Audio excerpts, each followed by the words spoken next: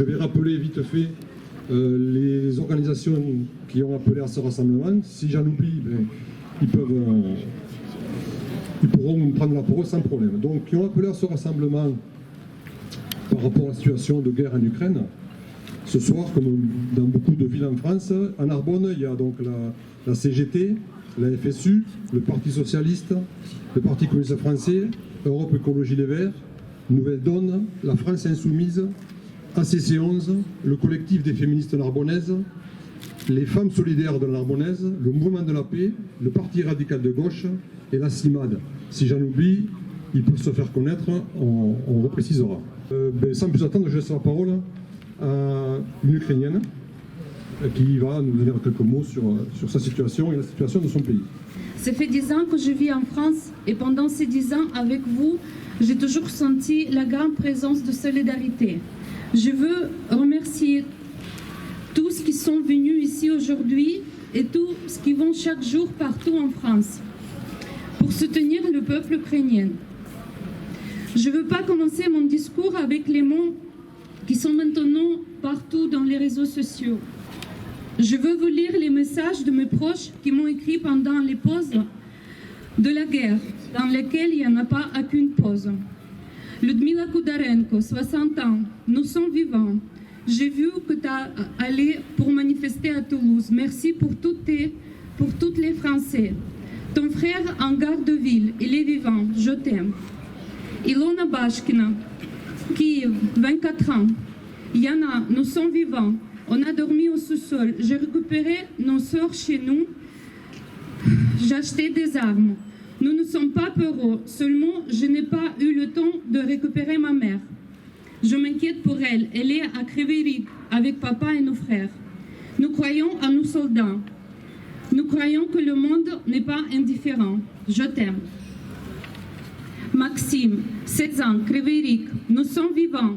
Tous mes potes sont à la guerre. Ton oncle me laisse pas aller parce que j'ai que 16 ans. S'il te plaît, parle avec lui. Je n'ai marre de la faire des cocktails Molotov avec des femmes. Je veux aller avec des hommes. Ilona allait récupérer mes sœurs chez elle. Ils sont en danger énorme à Kiev. Je m'inquiète pour eux beaucoup. Je dois faire plus que ça. Je t'aime. Victoria, Kiev, 30 ans. Nous sommes vivants. Je t'aime. Ne viens pas ici. Nous avons besoin de votre énergie là-bas et de vos bonnes actions. Nous survivons. Tous nos hommes et nos femmes sans peur. On peut tout faire. Le monde nous aide. Konstantin Horyainov, 38 ans. On est vivant. On s'accroche. La vie entend l'avancée de l'armée russe. Nous protégerons nos proches. Ne t'inquiète pas, il n'y a rien à faire ici. Nous sommes sans peur. Serhiy Bashkin, 53 ans, Dnipro. Il ne m'envoie pas des mots, mais des petits smileys chaque matin. Il est vivant, il est à la guerre de ville. Uliana, 19 ans, Odessa. Je suis vivant. Maman a pu fuir avec les petits à Lviv. Ils sont en sécurité. T'inquiète pas, on va se voir bientôt et aller à la plage ensemble. Ça va finir vite. Nos soldats sont forts. Je t'aime. Alona Baloueva, Kryvyi Rih, 40 ans. Bonjour Yana. Nous battons. Nous ne pouvons pas être des lâches. Bien sûr, c'est effrayant parce qu'on n'est pas prêt pour le fait que nos frères viendront chez nous avec les armes. On n'est pas prêt pour le fait que les enfants, quand la sirène bourdonne et qu'il faut courir au sous-sol, se mettent à pleurer. Et nous-mêmes, on ne sait pas quoi faire. Tout est déchiré dans mon âme. Quand mon enfant est hystérique et a peur que nous pouvons mourir chaque seconde. Et le pire peur, pour moi, qu'on ne va même pas mourir dans une bataille, mais à cause d'un bombardement.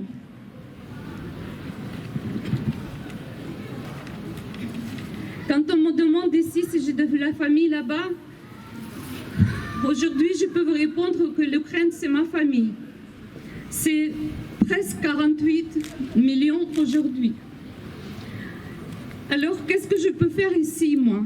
J'ai déjà demandé à la préfecture pour organiser une manifestation. J'ai contacté l'association Russophonie Teremoc et avec Katerina Honchar, On se prépare des affiches, on organise des ondes. Merci Katia. J'ai senti seule sans toi. Grâce à Réseau, on a déjà des résultats.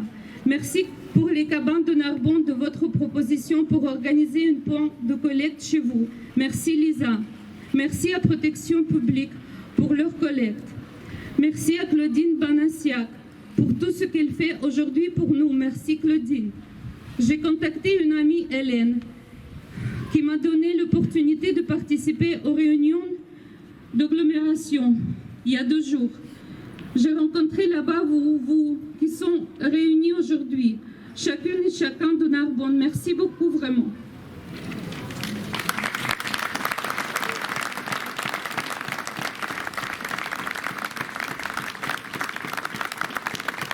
Maintenant, j'ai besoin plus d'aide. Nous, on a besoin d'aide. Je suis allée à l'hôtel de ville et demandé les contacts des personnes qui s'occuperont de transport pour récupérer des femmes et des enfants qui partent de l'Ukraine. Pour l'instant, je n'ai pas de réponse. À qui doit-on donner des listes de volontaires qui veulent héberger les gens ici à Narbonne ou alentour de Narbonne? Comment je peux aller avec ces bus à Pologne ou n'importe où pour aider, pour traduire, pour récupérer les femmes et les enfants là-bas? J'arrive pas à joindre le consulat de l'Ukraine à Paris et c'est normal dans cette situation. Mais j'ai besoin d'être utile aujourd'hui ici. Je demande à tous qui est là, s'il vous plaît, si vous connaissez quelque chose de ce que j'ai besoin, de ce que nous avons besoin, venez me voir. Vous pouvez voir mes contacts à la batte couture si vous ne me trouvez pas ici demain. Mais dimanche, on se rassemble pour une autre manifestation. Ça sera de 14h à 16h. Ici sur place, on ne va pas marcher dans la ville. Venez s'il vous plaît et donnez vos contacts. Il y a beaucoup de gens qui ont besoin de vous, qui croient à vous les Français, qui croient à vous. Merci madame, c'est extrêmement difficile de prendre la parole après votre témoignage. Je commencerai par la fin et pour vous dire que le collectif ici qui rassemble toutes les personnes sont à votre disposition et que nous vous verrons ensuite les représentants de tous les signataires de cet appel pour vous aider dans votre quête et pour vous soutenir dans cette période tellement difficile. Votre témoignage porte un écho très fort chez les femmes et les féministes. Et aujourd'hui, on mesure à quel point les guerres et toutes les guerres imposent aux femmes leur tribut. Quand elles font tout pour protéger leurs enfants, leurs parents, leurs maris, leurs frères. Et on mesure aujourd'hui votre détresse et on est là pour vous aider. Et c'est l'objet de notre rassemblement ici. Et tout notre soutien est auprès de vous.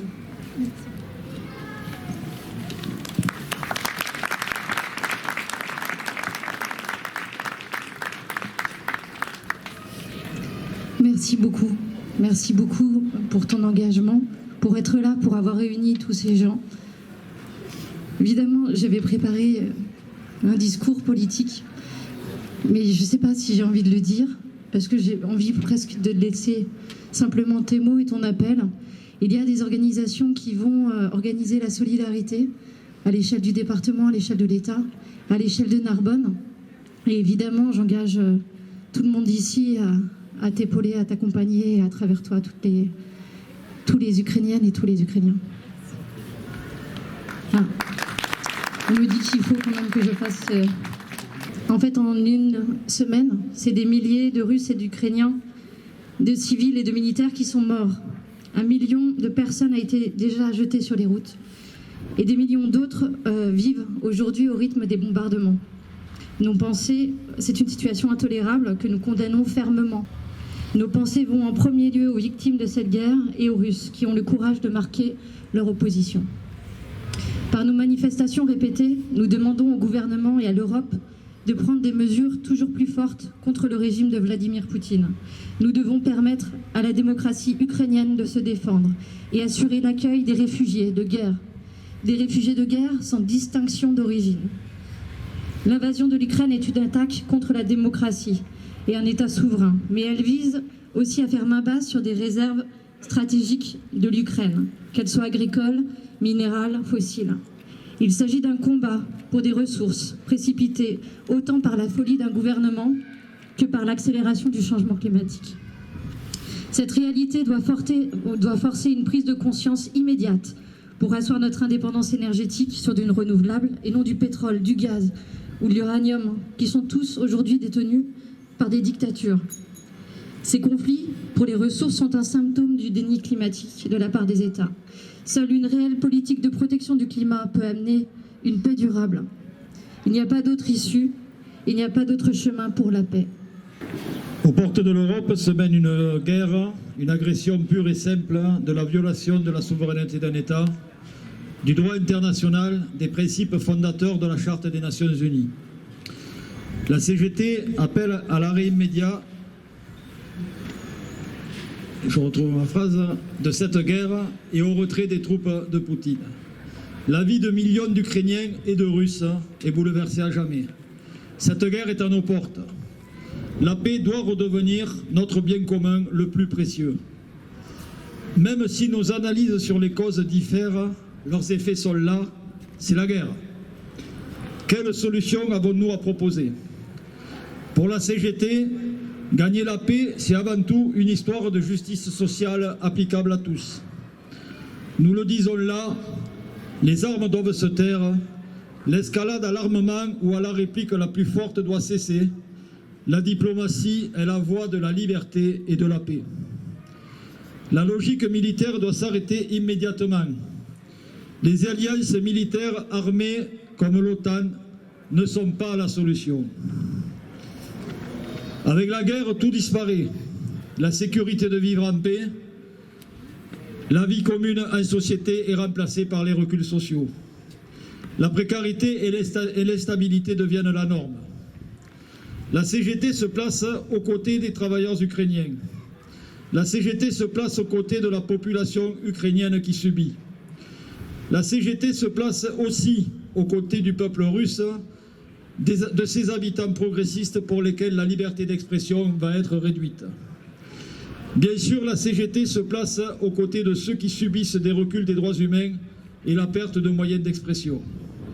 La paix doit être la solution négociée en Ukraine. La CGT revendique le cessez-le-feu, la mise en œuvre des accords existants, l'arrêt des livraisons d'armes à toutes les parties, que les solutions politiques et diplomatiques soient encadrées par les Nations Unies, que la libre coopération de tous pour le bien commun soit rendue possible par la paix, que le désarmement se fasse partout. J'en profite pour dire qu'il serait bien que la France signe enfin le traité d'interdiction des armes nucléaires, pour que tous nous ayons un monde égalitaire, équitable pour tous les peuples. La paix et la sécurité sont inscrits dans nos repères revendicatifs de la CGT. Portons ensemble ces principes progressistes. La solidarité doit nous animer. Merci de votre attention. Les attaques militaires lancées depuis le 24 février par les armées russes constituent une agression sans précédent en Europe depuis 1945. Une guerre d'ampleur a lieu aux frontières de l'Union européenne. La responsabilité principale en incombe au gouvernement russe. La FSU s'inquiète de la situation dangereuse que cette violation du droit international constitue 2 jours après que la Russie ait déjà officiellement remis en cause l'intégrité des frontières ukrainiennes. La FSU rappelle que les premières victimes des conflits décidés par les autocrates ou les chefs de guerre sont les peuples. Le peuple ukrainien en premier chef, victime des violences et exactions liées à l'invasion. Le peuple russe en proie à l'autoritarisme croissant du régime, comme l'a montré la répression des courageuses tentatives d'opposition à la guerre. Les peuples européens, enfin, qui vont subir le contre-coup énergétique et économique de cette crise. La guerre n'est jamais une solution. Le risque de déstabilisation est majeur et cette décision fait basculer les relations internationales dans une ère nouvelle et incertaine. Fidèle à sa tradition internationaliste, la FSU défend la paix et milite pour une solution dans le cadre multilatéral de l'ONU, qui passe par le retrait des troupes russes et le retour à des négociations qui permettent le respect des droits des peuples et non la satisfaction des ambitions impériales de tel ou tel gouvernement. Elle appelle à la mobilisation la plus large pour éviter toute nouvelle escalade militaire qui impliquerait notre pays et pour promouvoir une solution diplomatique négociée. Enfin, dans cette période trouble, Rappelons la parole cruellement moderne de ce défenseur de la paix que fut Jean Jaurès. Il disait « Dans nos sociétés livrées au désordre infini de la concurrence et de la surproduction, où il y a aussi concurrence entre les armées et surproduction militaire, l'industrie elle-même est un combat et la guerre devient la première, la plus excitée, la plus fiévreuse des industries. Ces sociétés violentes et chaotiques, même quand elles veulent la paix, portent en elles la guerre comme la nuée dormante porte l'orage. Que cela serve de fil de plomb à nos actions résolues pour la paix. C'est dans cette optique que la FSU s'engagera dans les mobilisations contre la guerre et qu'elle appelle aux mobilisations portées par le collectif des marches pour la paix en lien avec l'appel interorganisation appelé « Non à la guerre en Ukraine ». Le Parti ouvrier indépendant est présent à ce rassemblement pour manifester contre la guerre, pour la paix et contre toute escalade guerrière dans ce conflit. Ni le peuple ukrainien, ni le peuple russe ne veulent de la guerre. Aujourd'hui, il y a des manifestations tous les jours en Russie contre la guerre. Plus de 600 scientifiques russes ont réaffirmé dans un appel leur solidarité, leur refus de la guerre et affirment leur amitié avec le peuple ukrainien. Oui, Poutine, en décidant l'invasion militaire, porte l'entière responsabilité de la situation de désolation et de chaos qui règne aujourd'hui en Ukraine. Cette invasion n'a qu'un but, préserver les intérêts de l'oligarchie mafieuse qu'il représente. Mais depuis des mois, l'OTAN n'a cessé de renforcer sa présence militaire aux frontières. Et derrière l'OTAN, on le sait, c'est Biden qui tente, pour le profit des trusts, de s'ouvrir de nouveaux marchés dans ce secteur. Le moteur de la guerre est bien la question du gaz et des autres richesses du pays qui représentent des intérêts énormes pour les trusts. Aujourd'hui, on assiste à une campagne effrénée qui se développe de la part de nombreuses forces politiques, de la part des médias. Il faudrait armer l'Union européenne. Il faut s'en remettre à l'ONU. On envoie de partout des quantités d'armes, des troupes, dans le cadre de l'OTAN. Macron déclare hier à la télé « La France n'est pas en guerre ». Pour autant, en quelques jours, plus de 500 soldats ont été déployés en Roumanie, plus de 200 en Estonie. Jusqu'où cela va-t-il aller? Est-ce que le combat pour la paix passe par de nouveaux massacres? Le Parti ouvrier indépendant dit non à cette escalade guerrière qui ne peut aboutir qu'à encore plus de massacres et de souffrances pour tous les peuples. La voie de la paix et de la souveraineté des peuples n'est ni du côté de Poutine, ni du côté de l'OTAN, de l'ONU, de l'Union européenne, qui sont responsables au niveau mondial de centaines d'interventions et de milliers de morts aux quatre coins de la planète. Elle n'est pas non plus du côté de Macron, qui n'a cessé de fouler aux pieds la souveraineté des peuples comme au Sahel ou comme en ce moment même en Guadeloupe.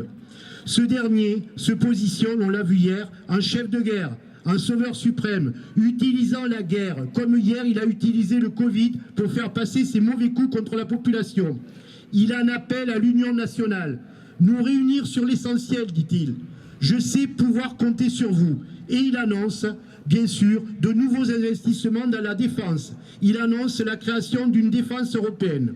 Le Parti ouvrier indépendant qui combat pour la paix n'a rien de commun avec tous ceux qui en appellent aujourd'hui à l'Union nationale pour faire la guerre. Tout doit être mis en œuvre au plan diplomatique pour aboutir à une solution de paix. La guerre n'est pas inéluctable. Retrait des troupes russes, solidarité avec le peuple ukrainien, non à la guerre, non à l'OTAN, aucune confiance au gouvernement fauteur de guerre. Oui à la paix et à la fraternité entre les peuples. Convergence communiste de l'Aude. C'est avec stupeur et colère que nous avons appris l'invasion de l'Ukraine par l'armée russe de Poutine. La guerre aux portes de l'Europe. Effroyable nouvelle, effroyable réalité. L'enchaînement de la tension orchestrée depuis des mois par l'impérialisme avait abouti aujourd'hui à une situation de guerre aux frontières de la Russie et de l'Ukraine. En réaction aux pressions montantes des États-Unis et de leurs supplétifs de l'OTAN visant la Russie et les États non alignés, les dirigeants à Moscou ont cru bon de déclencher une attaque contre des bases militaires et contre l'Ukraine. Nous dénonçons cette décision et cette escalade qui constitue une menace pour la paix dans le monde entier. Nous soutenons les forces populaires et anti-guerre qui luttent pour stopper cet engrenage. Nous appelons les forces politiques luttant pour la paix à agir dans leur pays et au niveau international pour pousser tous les gouvernements à accepter la convocation d'une réunion internationale devant décider de mesures concrètes en faveur du désarmement et de la sécurité collective, et notamment le désarmement des armes nucléaires, comme l'a dit Ivan tout à l'heure. La logique qui s'est mise en place en Ukraine depuis le coup de force de 2014, comme c'était déjà le cas ailleurs dans le monde, c'est la confrontation entre les États-Unis et leurs supplétifs de l'OTAN, d'une part, face à la montée des puissances émergentes et contre-hégémoniques dont la Russie soutenue par la Chine et d'autres pays. La Russie est menacée par l'expansion constante de l'OTAN et elle a voulu stopper net ce processus qui menaçait d'englober l'Ukraine dans cette aventure militaire impérialiste. Les USA ont de leur côté sciemment fait monter la tension pour amener les autres pays de l'OTAN et de l'Union européenne à les suivre dans cette confrontation et à en financer les coûts. Une longue préparation médiatique a contribué à préparer les esprits à la possibilité d'une nouvelle guerre en Europe.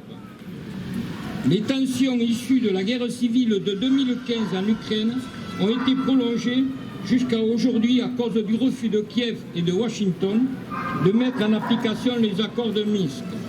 Ces accords prévoyaient une autonomie pour le Donbass, peuplé majoritairement de populations russophones. Et le refus de les appliquer constitue une violation par Kiev et ses protecteurs du droit des peuples à disposer d'eux-mêmes, ce qui a contribué à renforcer au sein des populations concernées la légitimité des républiques populaires de Donetsk et de Lugansk, constamment bombardées depuis 8 ans. 15 000 morts avant cette entrée en guerre, là, 15 000 morts déjà. Comme en témoigne le rapport quotidien et par les centaines d'observateurs de tous les pays de l'Organisation pour la sécurité et la coopération en Europe. Hélas, la France, qui était présente avec le gouvernement allemand et la Russie en Minsk, ils ont fait la sourde oreille pendant tout ce temps-là. Ils ont une grande responsabilité dans ce qui se passe à l'heure actuelle, de mauvais en Ukraine.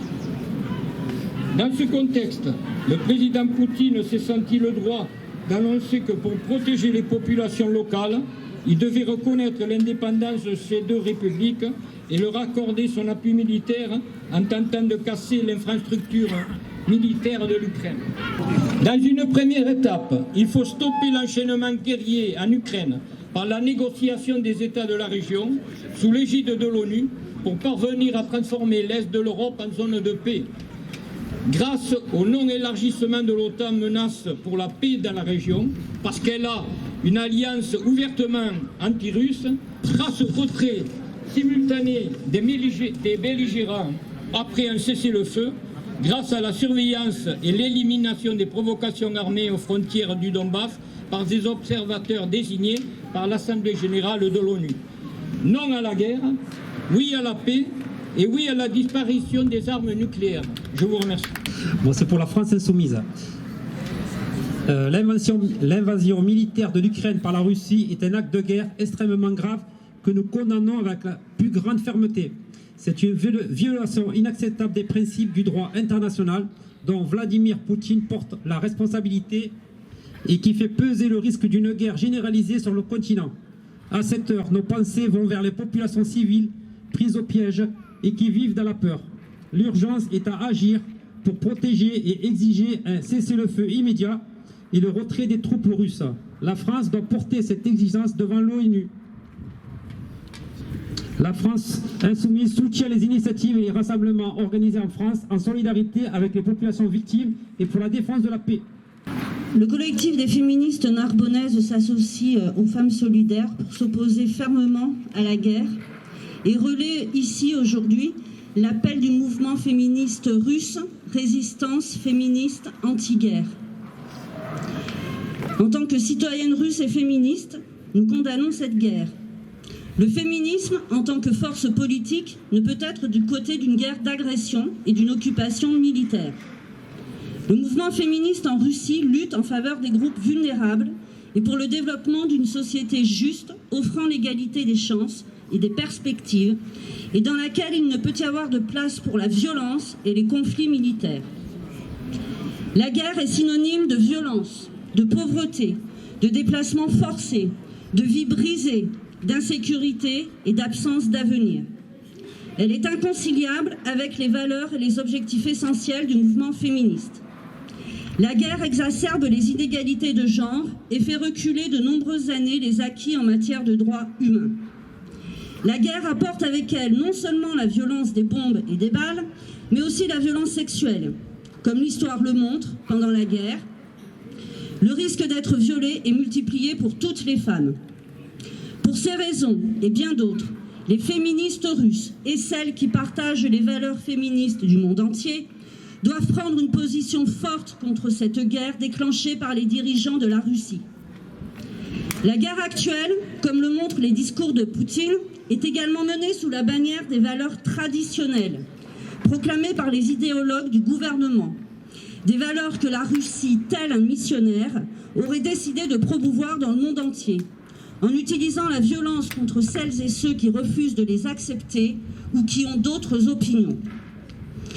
Toute personne dotée d'esprit critique comprend bien que ces valeurs traditionnelles incluent l'inégalité de genre, l'exploitation des femmes et la répression d'État contre celles et ceux dont le mode de vie, l'identité et les agissements ne sont pas conformes aux normes patriarcales étroites.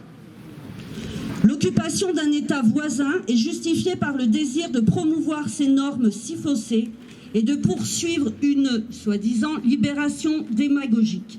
C'est une autre raison pour laquelle les féministes de toute la Russie doivent s'opposer à cette guerre de toute leur force. Nous appelons les féministes et les groupes féministes de Russie à rejoindre la résistance féministe anti-guerre et à unir leurs forces pour s'opposer activement à la guerre et au gouvernement qui l'a déclenchée. Nous appelons également les féministes du monde entier à se joindre à notre résistance.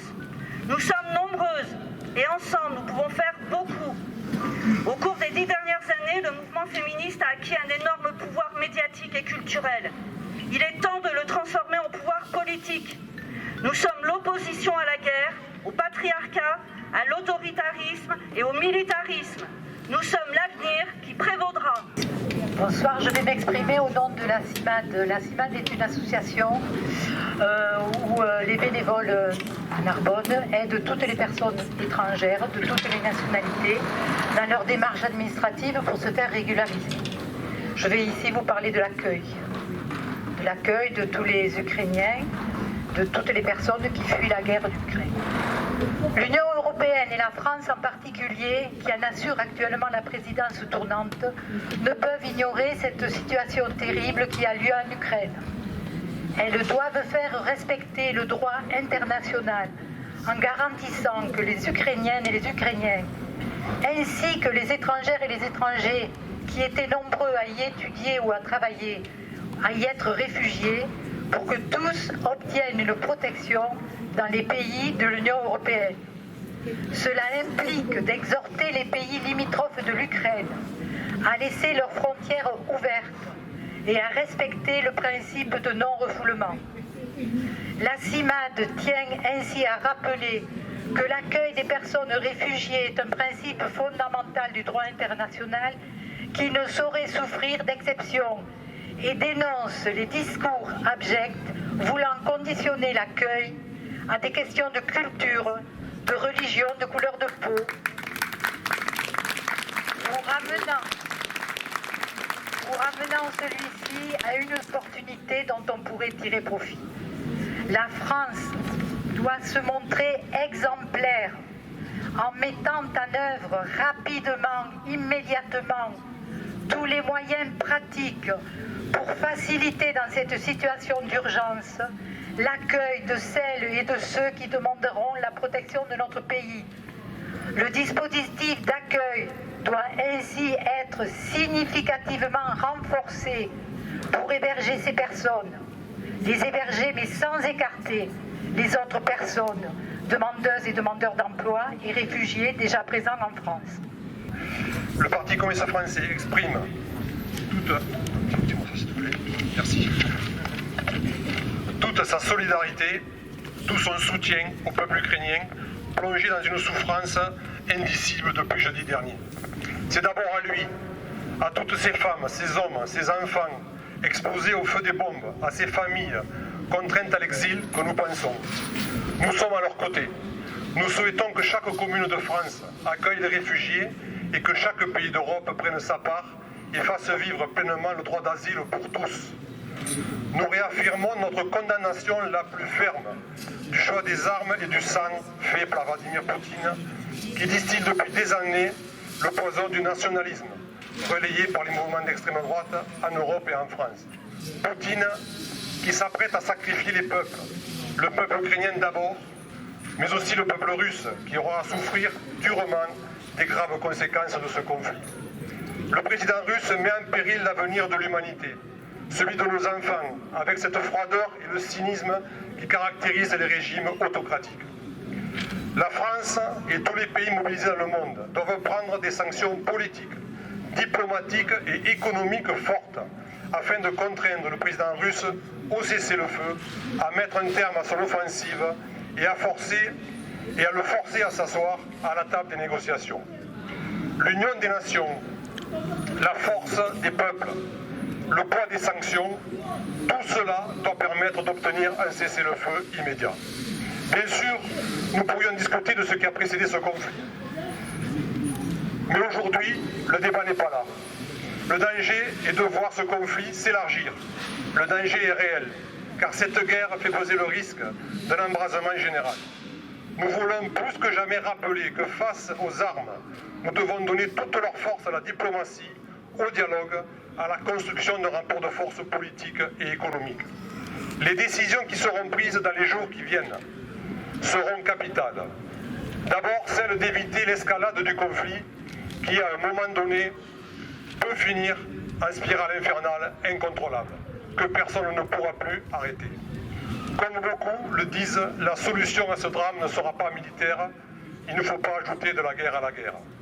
L'urgence, c'est d'exercer toutes les pressions et prendre toutes les sanctions possibles pour obtenir le cessez-le-feu, la protection des Ukrainiens, le retrait des troupes russes et ouvrir des négociations. C'est l'intérêt bien sûr du peuple ukrainien, mais c'est aussi celui du peuple russe et celui de tous les peuples d'Europe. Le peuple français, dans sa grande diversité comme ce soir à Narbonne, doit, avec tous les autres peuples du monde, se lever, tendre la main aux pacifistes russes qui ont le courage de manifester, soutenir le peuple ukrainien et faire entendre ses voix puissantes, montant du monde entier, mobilisés pour la paix. Ce sont au peuple de se faire entendre, car ce sont eux qui sont en première ligne, eux qui sont toujours les victimes directes et indirectes des logiques guerrières. Le Parti communiste français sera toujours de ceux qui choisiront la paix, l'espoir et la fraternité, car comme le disait Aragon, il faut croire au soleil quand il pleut. Merci.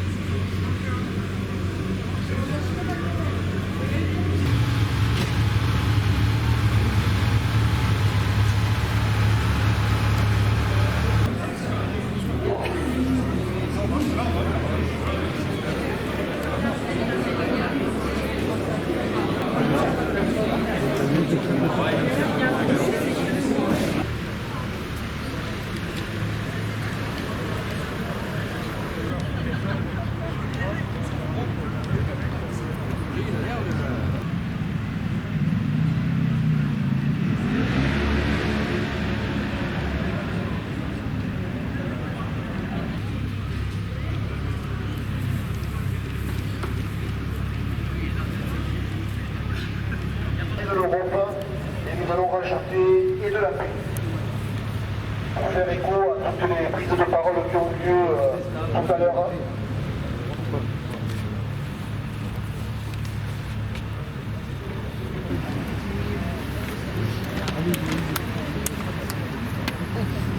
Oui,